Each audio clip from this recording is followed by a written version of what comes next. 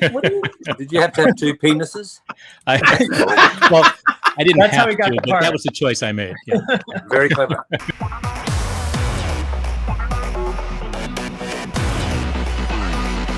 Welcome, friends and fans, to another edition of GalaxyCon Live, where we are bringing the convention experience directly to you. And today we are going back to the Fringe division with three amazing guests. So without further ado, let's go on down to the lab and see who we find. Our first guest is a Tony Award-winning actor, singer, and guitarist whose career on stage and screen includes Assassins, Fun Home, The Tick, and Gotham, and so much more. Today he joins us to discuss the role of September. Please welcome Michael Cerveris. Hey there. Hey! How you doing today, boss? I'm doing great. I'm doing very good. I'm so happy to be together with John and Seth and everybody out there. Oh, absolutely. And it's an absolute pleasure to have you here today. I just got to say, as an equity actor, I am in awe of all your stage work. As a Batman fan, I loved your Professor Pig. And as a true crime fan, I adore Mindhunters. So you are my target demographic. Oh, well, hey, there you go. In about all three of them. So, Michael, everything is good in your corner of the world? Yeah, everything's great. And don't be alarmed that my dog in the background is perfectly fine and well. She's just taking a nap. If she wakes up, feel free to introduce us to her. We love meeting guests here on GalaxyCon Live. Great. even the four-legged furry kind. And next, he is an actor whose credits include Salem, Arrow, and the United States of Terra. Today, he joins us to discuss the multiple roles of Agent Lincoln Lee and Agent Lincoln Lee. Please welcome Seth Gabel. How's it going? Hello. Hey, Seth, how you doing? I'm great. How are you? I am doing well in my corner of the world. Fellow Broward County boy, so representing. Really? Yeah. Or apologies. I'm not sure. Yeah, I know. I guess it's one of those things or whatever. Yeah, so, goes either way. Absolutely. So, how's everything in your corner of the world? It's great. It's so much fun to be here. I'm so excited to see Michael and John and talk about this. And Fringe is such a great memory in my life. I can't believe it's been the amount of time it has since we've been doing it. But sci-fi is my favorite genre, and so it's so much fun to even be able to talk about it. Absolutely. And real quick, I really love your turn in Nip Tuck. That was an interesting character arc, and we'll leave it at that. And and a lot of people get taken aback when I say this, but I was an absolute unabashed fan of Dirty Sexy Money. Oh, very cool. Why do people get taken aback? It was a good show. Because I'm Mr. Geek and sci-fi comedy radar and stuff. Yeah. And they're like, "Ooh, Dirty Sexy Money." What the? And that had cred, though. That had cred. It was all ironical. It was all meant to be a spoof and a goof and just kind of having fun with those billionaire people and making fun of them while at the same time having fun. And tremendous cast. You had a really group. As a young actor starting out, to be able to work with Sutherland and Peter Krause and Jill Clayburgh and one of the Baldwin brothers, Billy. Yeah. It was so much fun. Absolutely. And speaking of great cast, let's bring out your remaining Fringe cast member. He is an actor with an amazing body of work that includes Elementary, Sleepy Hollow, The Boys, Batman Arkham Knight, and of course, The Lord of the Rings. Today, he joins us to discuss the multiple roles of Dr. Walter Bishop and his alternate copy, Secretary of Defense Walter Bishop. Please welcome Mr. John Noble. Hello there. How are you? Hey, John, how are you? Oh, good, mate. I'm good. I've been up and at it for a long time, I tell you. What time is it in your part of the world? Well, it's 3 o'clock, just after 3 o'clock here. But it's funny, isn't it? But 3 o'clock in Texas, where I live. No. Yeah, that's all. That's all there is to say about that, really. All right, that's good. That's good. Glad to have you in good spirit, good health. And again, as a comic book fan, I just have to say I'm in awe of the fact that we have 3 DC supervillains here. We have Count Vertigo, we have Professor Pig, and we have the Scarecrow. So hey, glad to have you all here, even though we're here to talk about Fringe. And speaking of, our team is going through the chat room right now, pulling out the fan questions for us. In the meantime, I'd just like to throw this out. How did each of you find yourselves to be cast in your roles in Fringe? Maybe go in chronological order. John, were you cast first? It's a little bit. I'll tell you. So Sam, my daughter, and I were in Los Angeles in 2007. You know, it's being there, sitting there, waiting for work to come in. And she contacted me and said, "Hey, Dad, J.J. Abrams got a new show. There was a great role in it for you." And I said, "J.J. who?" "Oh, J.J." And so I looked. I said to my manager at the time, "Please get me a look in." He called me back about 10 minutes later. He said, "No, you're too old, or you're too young, or something or other. They don't want to see you." And so we both headed home for Christmas, and to Australia. And it was early January, very early January. There's this text comes through. "Will you please put down the tape for this character?" It was the one that I wanted to go for, which I was too old, or too young, or too fat, or too thin for. But anyway, I loved it. It was the opening scene of the whole series, which was of Walter's. It was the one where he's in the cafeteria or something. He's as crazy as a snake. But I loved doing it. And Sam read the part of Olivia, and then I had a friend of ours was videotape, sent it across, and they said, "Okay, you got the job." Yep. Okay. Right. How did this, see, you can tell I'm not Hollywood. I'm not used to all these callbacks and chemistry checks. I never had one actually. So, Good on you. I know, but that's sort of how it came about. And then it was just a roller coaster because we were about 3 weeks later up in Toronto making the pilot. Yeah. So it was a great time. Yeah, go on. So that's me, Dad. Oh, what? Is that right, Patty? That's what. Yeah, that's just again the fact that he had the clout from his end is said, "Yeah, this is the guy I want. We're going forward. Let's do it." So, absolutely. I got to learn to make tapes like John does. Yeah, that is not my experience with making tapes. Yeah, no, but don't you find that if you've got a really good one? Yeah, you can at least pick your best take. Yeah, that's true. And so I've walked away from a couple of things thinking, and I remember going home that day after we'd taped, and I said to Penny, my wife, I said, "Hey, guess what, love? I think I might get that." And she looked at me askance.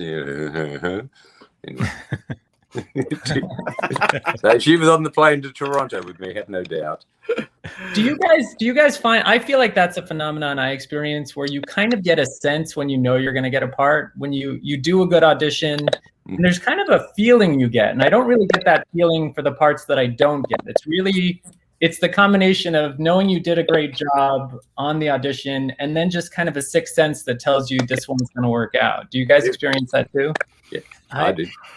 I have that feeling every once in a while and not very often, but I would say that I'm only right in that feeling like 1 out of every 5 times that happens. Like that's all it takes, though. Just that one. It only takes the one, but most of the ones that I feel like I've gotten were the ones where I just, for whatever reason, just kind of threw it off and just kind of didn't really have a lot of time to prepare for it, or wasn't sure that it was something I really wanted to do anyway, so I wasn't going to invest a lot of time. The ones that I really care about and invest time in and like spend so much time in almost never turn out. Yeah. And it's the other ones that are just like, oh, well, I'm never going to get this. I'll just go in anyway. And it's then, like sense that desperate desire and just can't. I wonder why they get us to do these tapes. They already know who we are. So I guess they just want to see us again to see if we've got bloated or something. They already know what we look like, and they're just going to do some made-up lines from their sides to make sense of them. And it's bullshit. I mean, it's just it's insane. Here's a go. So Thursday night, my agent rings me and says, "Oh, there's this show, and we wanted to make an offer, but they haven't. So will you put down a tape? And could you please have it in by Friday afternoon?" This is late on Thursday night, and I read it. It was good. I like the role, and I like the shit. There's no way, God's earth, I could do it then, or yesterday, or today. So I said to them, "No." Like, I'll do it. I'd love to. Why don't we do a Zoom call with whoever's casting it? They'll be able to see me and hear me and see that I'm not completely demented. But no, it didn't happen that way. Well, we can use the rest of the time here to get you on tape. Seth and I will read with you. I've always walked away with a good feeling, but I don't get whatever that part was. But then whatever I did in that audition 6 to 9 months later has been, you came in and did this, right? Okay, we have a perfect part for you. Come right on in. No, or please come into the callback. So yeah, it's yeah. That's a good segue. Forgive me if we go out of chronological order, Michael, but that's a good segue for how I came to Fringe. Akiva Goldsman had offered me like 1 day of work on the critically acclaimed Jonah Hex. And Ron knew Akiva from A Beautiful Mind, Ron Howard, my wife's father. And it was 1 day. I was just coming off of like Dirty Sexy Money and some other stuff. So I was like, I don't know if I want to do 1 day on this film. I kind of feel like I should be striving for more than that. And Ron said, you know what, work begets work. Just do it. Go have a good time, have fun. I got to play the president's assistant, President Grant, during the Civil War. You know, I just knew that movie was going to win tons of Oscars. And so I did that 1 day. Nominated, weren't you? Am I remembering that right? Probably for a Razzie for that.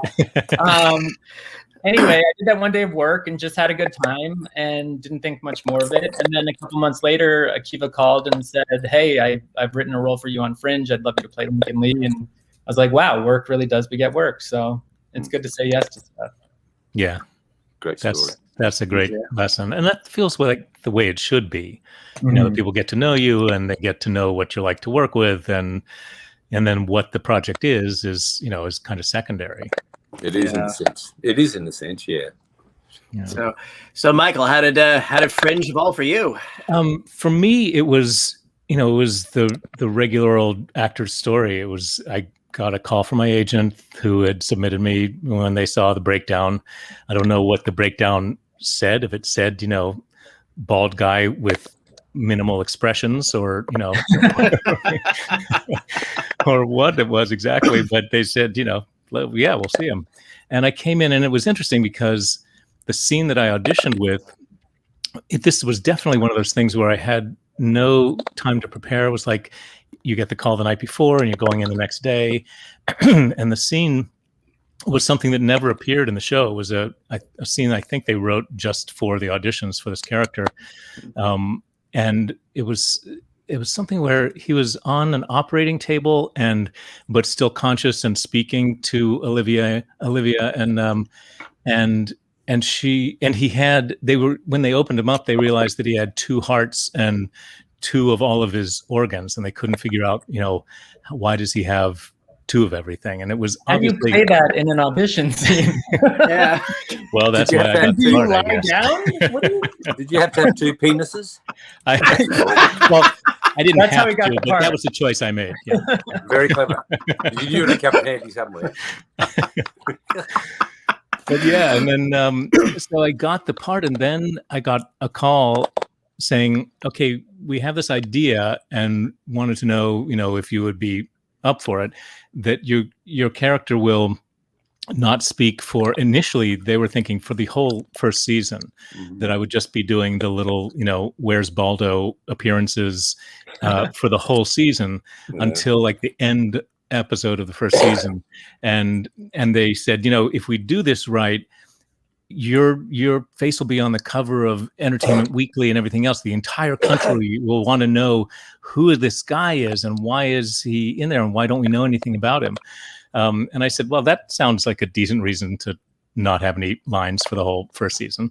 And then after like the third episode, I guess the executives and the Fox people and the creatives all decided that the character was too much fun to hold off that long with, and so they brought the revelation up to the arrival episode. And then I went back and forth between episodes where I just was there for 30 seconds and spent the rest of the time pissing Josh Jackson off because I was going to the Texas Motor Speedway and I was going to the NFC Championship and doing all these promo things while he was like back in working all the time. Yeah. Oh my. Let me throw this at you guys. What was the most memorable day on the set that you can recall? For me, it was first day because I kind of love coming into shows late because you can watch them as a fan first. and kind of fall in love with the characters and the world and circumstances. And then to me, the greatest experience in the world is when it's suddenly interactive. I had the same experience with United States of Terror, where I binge watched all of season 1. And then a week later, they called me and asked me to be a part of it. But the first time I experienced it was with Fringe. I had seen the first season, which I think was on around the same time as Dirty Sexy Money. And then when I was asked to become a part of it, it was like, wow, I've watched this show. I had no idea I'd become a part of this world. So I remember my first day was also in this beautiful opera house in Vancouver. And so to just walk into this colorful, rich world, it was the same opera house that was also in Battlestar Galactica.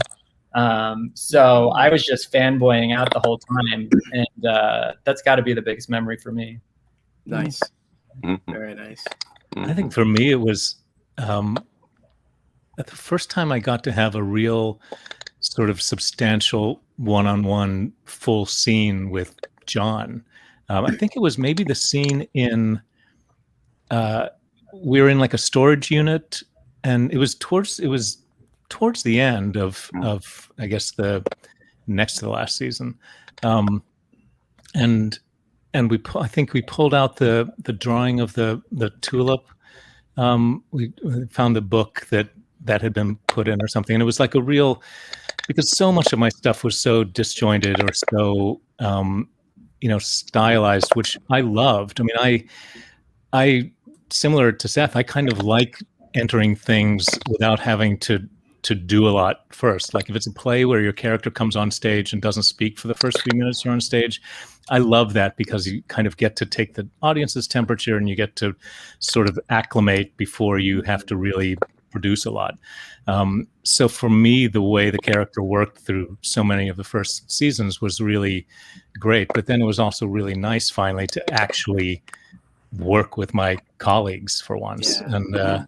And that was really terrific. That and then actually being able to have scenes in the final episodes where I had hair and could engage like a normal person, as much as I'm capable of.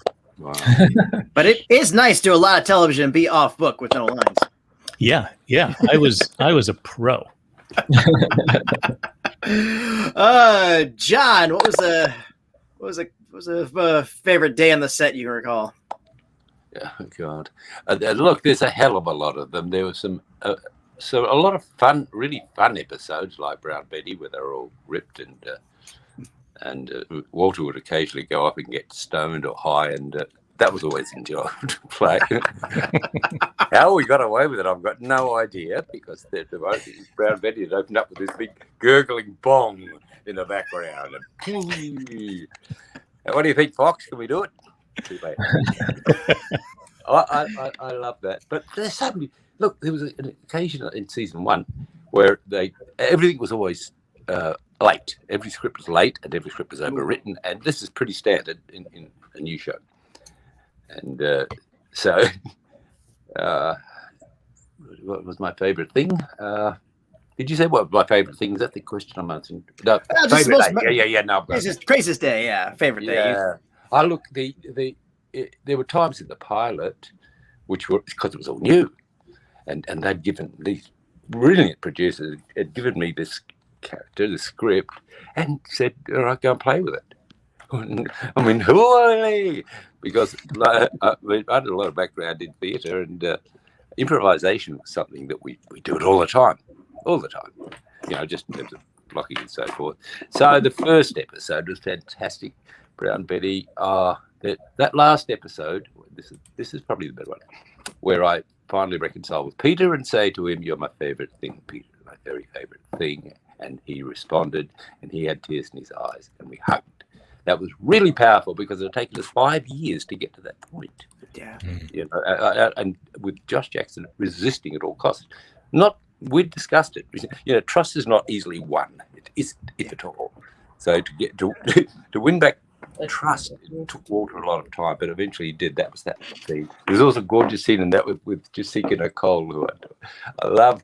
She was I finished up being, like the Walter's left hand in some ways, or right hand, whatever it was. But there was a scene in the Amber, and he's talking to her about something in the finale, and just as he never called her correct name, and So as she's leaving, when out through the amber, he said, "It's a beautiful name."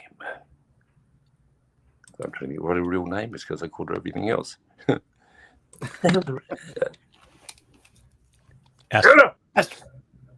doesn't matter. Anyway, let's We get say, it. Yeah. No, hang on. Just say it was Jessica, and I said, "It's a beautiful name." She turned around. I said, "Jessica," and the tears welled up in her face, and choke. That was pretty bloody impressed. The final episode was amazing, really.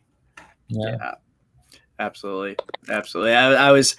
I was very impressed at how the creative team was able to thread everything together at the end. Because sometimes these high concept shows, they start with an idea, but they really don't have an ending for it. They just they keep throwing stuff on the mystery box, and then was like, well, we got to wrap it all up, and they doesn't quite fit together. But Fringe, really, it came together. It Jenga'd well.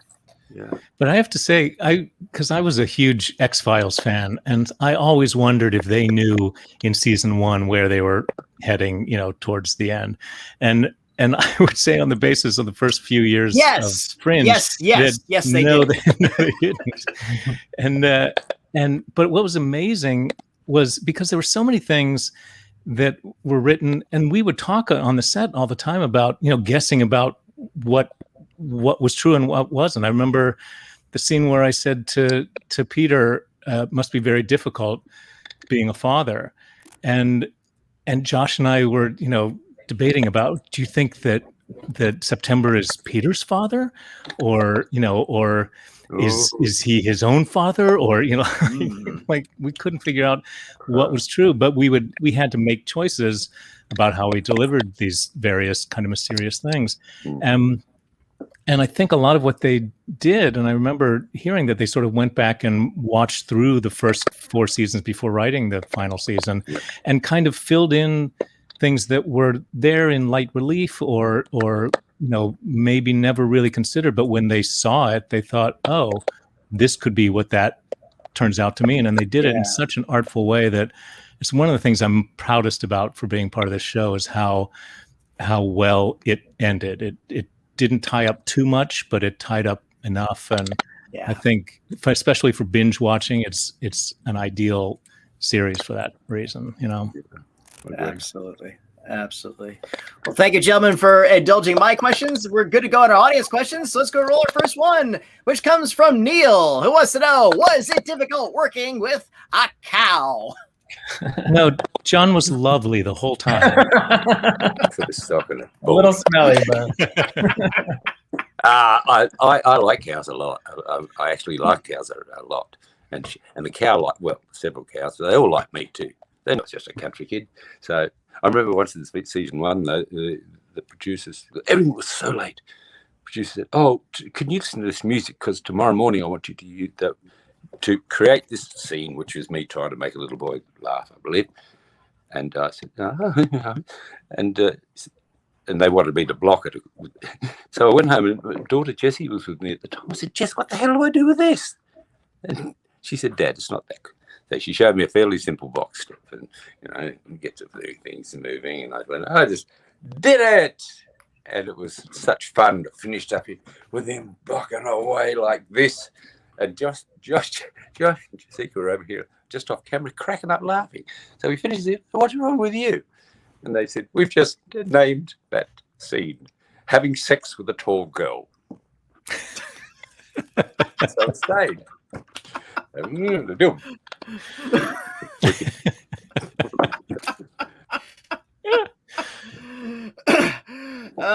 God. Seth, did you have any bovine encounters? I did, yeah. I think I had 1 or 2 episodes with the cow. I recall, I think maybe the first time I interacted with the cow was as the regular universe in Gimli, who was super skeptical and fish out of water at that point.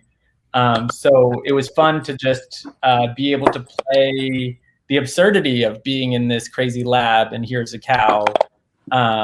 So I remember being super excited that I finally had a scene with the cow, because I hadn't for many years, and we developed a great rapport after that. That's great. You know, you guys should do a Kickstarter and get an indie going on. I'll I wonder how that cow is doing right now. How long do cows live? Well, they'll all be dead by now. Yeah. There was one in New York. Sorry, in Toronto. There was one in New York for our first season, and then I think maybe only one other up in Vancouver. But they were all the same. They're all genes to me. You know? Yeah. One size fits all. I like that. And so these producers rang and said, "Hey, John, you got to come in. We've got to teach you how to milk a cow." Come on, I said, I can milk a cow. I'm from Australia. Milk a cow. Could you do the song for that one, please, Mike? I could milk a cow. Right on. Neil, thank you. Fun question to start us off with. What is next? And here's one from Gene. Was there ever a time you just couldn't get through a scene? First thing that comes to mind for me is eating a lot of bacon. Lincoln he was infected with something that made him crave bacon. And that was with you, John. Yeah. And I learned pretty early in my career, based on some practical jokes, to not really eat during scenes. When I first started out, the older actors were like, yeah, you should definitely eat. So I ended up eating. I pounded this breakfast in Dirty Sexy Money, and by like the third setup, I was like, I can't do this anymore. So I learned that with the bacon. And I was kind of dreading eating a ton of bacon, but we had a spit bucket on the side, and we found good cut points where I was able to do that. So got away with it. And John was perfectly supportive.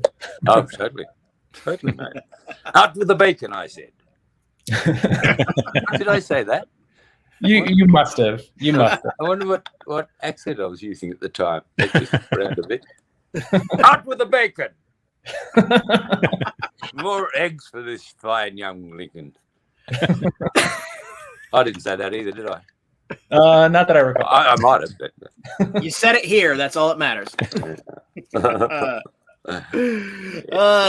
So, John, was there ever a time you just, for whatever reason, had difficulty closing the scene? No, I don't. There's always a process, isn't there? You know that, yeah. Patty. You know, you go through certain processes, and but if you've done the processes right, a scene not finishing should not be your fault. If there was a fault, lots of reasons. But I didn't actually see. I mean, we went overtime a lot, but that wasn't on one scene. It was a whole. John, did you ever break? I feel like you never broke character. I feel like you were always consummate professional and would never ruin a take, and just always get through it and have it in character. Yeah, it's amazing what Walter can get away with, isn't it? Yeah. Because basically he could do anything, and it was always appropriate. Yeah. There's everybody else in the scene that had to get through it somehow. Exactly. Yeah, the pressure was on us. Michael, did you have any issues where you couldn't get through a scene where? No, I mean, I feel like I remember being in scenes with Josh and John and Anna and Jessica, where somebody, and I feel like Josh was sort of on the edge occasionally with breaking and trying to hold it together, probably largely because things John was doing, but was keeping it completely straight. And so I do remember sort of getting a couple of scenes where it was like, okay, we need to all get it together and get back on the page. But I think the hardest thing for me was similar to you, Seth, the eating scene with the jalapenos and and it wasn't that so much. I mean, the jalapenos were on the mild side, and there was a bucket for me, between takes.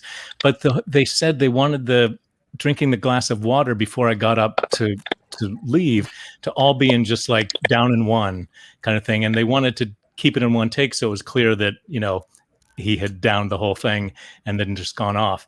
So I did however many takes of drinking about, I'd say 5 ounces of water.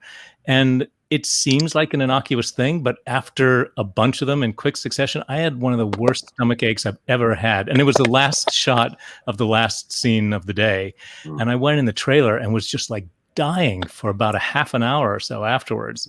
And then I come to watch the episode and they cut in the middle of me drinking the water. So I never needed to do the whole thing anyway. They cut and go to the crane and then come back to me. And it's like, I never had to do that. But so lesson learned. Crazy. Gene, thank you. Fun question. And let's roll another one.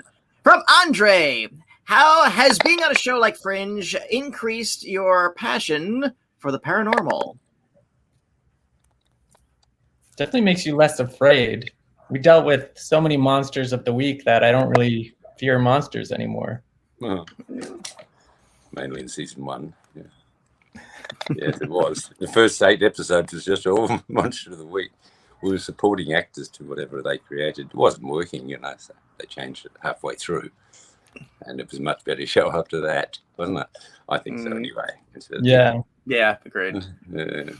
This brings up another thing for me. Sorry if I'm not answering the question, but the timing of Fringe was really interesting because it had this conflict of being a monster of the week show or case of the week show, and then having this gorgeous narrative, about the interpersonal relationships between the characters. And I think as the actors, you always wanted it to be about that. Yeah, it was a bit of a bummer when there's a case we really got to solve this week, and it's like, oh, but what about these characters making amends and integrating all their emotional feelings with each other? And I wonder, streaming, this would have been a perfect show to be on now during streaming, where you weren't worried about the live ratings and all that kind of stuff, so people could really indulge in the narrative that builds on itself rather than kind of resetting a little bit each week. I know I'm totally off the question now, but I've been curious a lot about what this show would have been had it aired a few years later with all the streaming services right now. I think it could have gone a lot deeper into, I think they did a great job wrapping it up, but I would have loved to have seen what other opportunities there might have been had it aired now, where we could really keep diving deeper and deeper into the characters and into these universes. Interesting. I think you're absolutely right, because I've heard from a number of people who during the pandemic discovered Fringe or finally got around to watching it, had known about it, but had just never really watched it. And all of them have had that experience that you're saying of really being satisfied by the long-term arcs of characters and relationships and things. Yeah. Mm-hmm. As how you can throw as many monsters as you want, but it's at the end, it's always about people and characters. Well, it should be. And we sit, as you can see, we 3 get along really well, and that's genuine. We do. We respect and like each other, and I'm so thrilled to see them both. Seriously. You too. I saw him yesterday, but not you, Seth. I wasn't invited to this party you guys had. You were? Oh, maybe I was. Yeah, just probably testing that all this technical stuff works. They right? were, yeah. The days. Andre, thank you. Fun question. What do we have next? Here's from Ashley.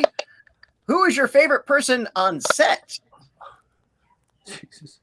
Well, John's you can say the cow does not count. I'm sorry. Cows don't count? No, not for this question. Sorry. I think from our point of view, and it might be similar for Michael, but when you had scenes with Walter, you knew that tonally you'd be getting to experience something totally different. So that was always something you looked forward to, because everything's very serious, dealing with these high stakes and people taking their jobs very seriously. And then when you had a scene with Walter, you just knew he was going to shake everything up. So John is definitely up there as a favorite person to work with. Oh, thank you. He's also so kind and caring and clearly a brilliant acting educator as well. I mean, being a young actor, John, thank you so much. You were always so supportive of me and also of everyone you've ever worked with, of just bringing out the best in people. And some actors, they want the spotlight to shine on them. And John had a way of having it shine on him and you at the same time, and just want to share that, whatever that magic was going on in the scene. So definitely a great person to work with. Oh, thank you. I would echo everything that Seth said. You could have said it yourself first. You waited till Seth came, but thank you, Seth.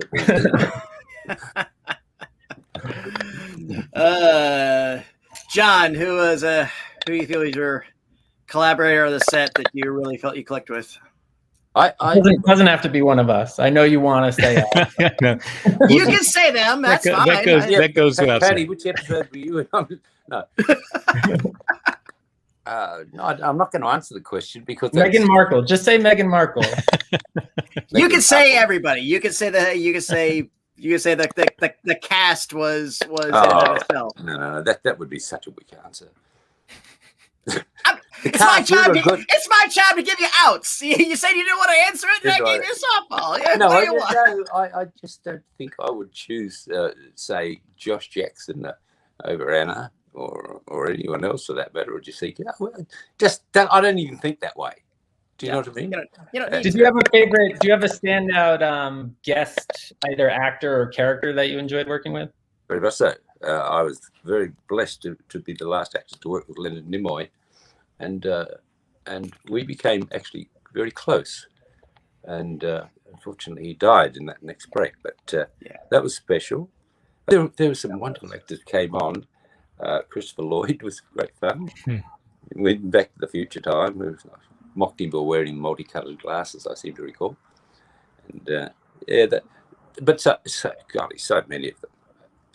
Well, sometimes you get a guest, and guest acting is really hard because in most shows you're not made to feel welcome, and so you come on and you're confronted with this phalanx of principals who know exactly what they're doing and you don't. That's hard work, mate, and it's not always like that. But I've struck it a few times where I went to a show years ago in Los Angeles, and they rang me and said, "Would you come do this role on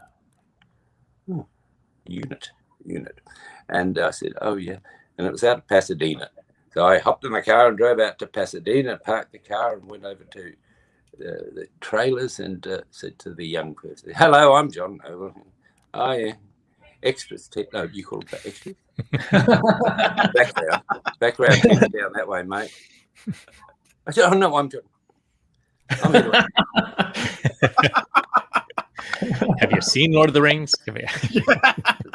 No, none of that. It was just it's getting sent by this person down to the background. The background, isn't it? The extras in Australia and Britain. But it was good fun. But look, there's some bloody amazing things, and I'm sitting here talking with these two, which is a real thrill.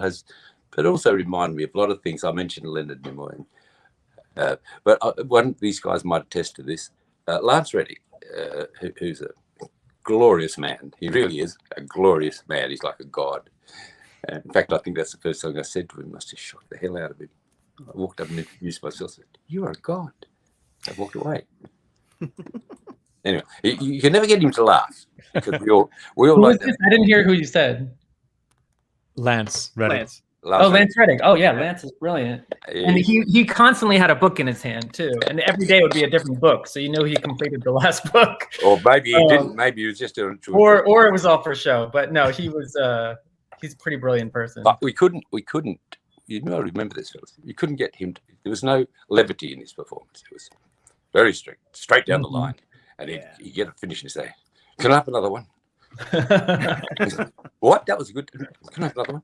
He used to go on a fair bit. In fact, I think it was included in a gag reel once of him. Anyway, in this particular scene,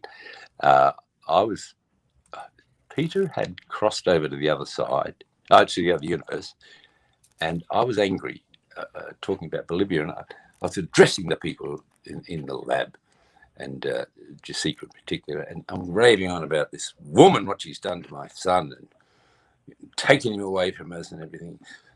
She set this thing up, and he fell right into her agenda. With Walter, and just off camera to that side was Lance Reddick. And you, wow, you got him! I got him! Got him. That's one of the most memorable moments. Yeah, that's a big deal. Achievement unlocked. Yeah. Nice. Ashley, fun question. Thank you. I think we have time for one more. Let's see if we go on a really fun one. Here's one from Gerari. I hope I pronounced that right. Can anyone still do the knuckle coin pass? I mean, the like. Yeah. Yeah. I've never been able to do that. Peter was the only one who I did think that. they used a wasn't he? hand double for me. Yeah. I mean, That's my not job very was good. just to observe people doing it. So Yeah, I was about to say. Did you ever tell Yeah. Michael? Did you ever discuss with anyone how you found that character of the observer? Because you told me, and I thought it was brilliant.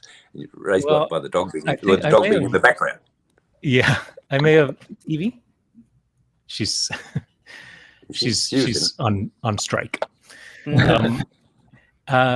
I think I may have told this in the DVD extras thing, but I got a lot of September's physical attributes from my dog Gibson, who is sadly no longer with us. This is Evangeline, Evie, but just the way dogs are staring at you with such intense focus, probably just waiting for anything that sounds like food or outside or walks or whatever. Yeah. And the way they'll sort of tilt their head to try to find it.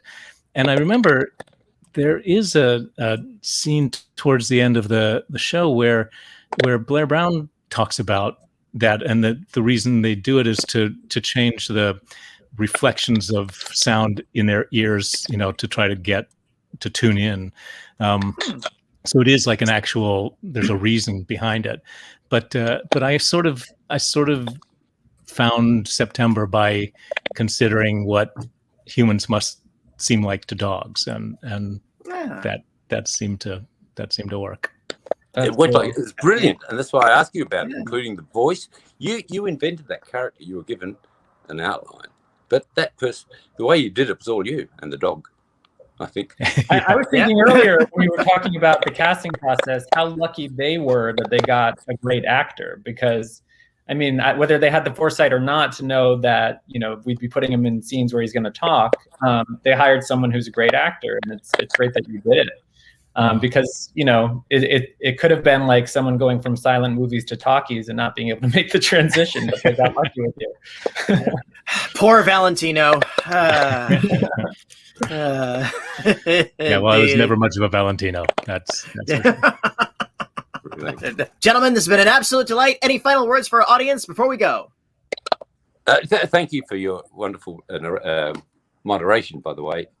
No, this has been so easy. It's just like we're sitting around having a talk about stuff, I'm the foyer of the public theatre or something like that, or upstairs. I love it. Thank you both. Oh. Yeah, thank you guys. It's so much fun talking to you. Thank you, Patty, for setting this up. It's great to see Michael and John and people out there who are fans of the show. Thank you for watching. Yeah, same here. I was just delighted to be back with these guys.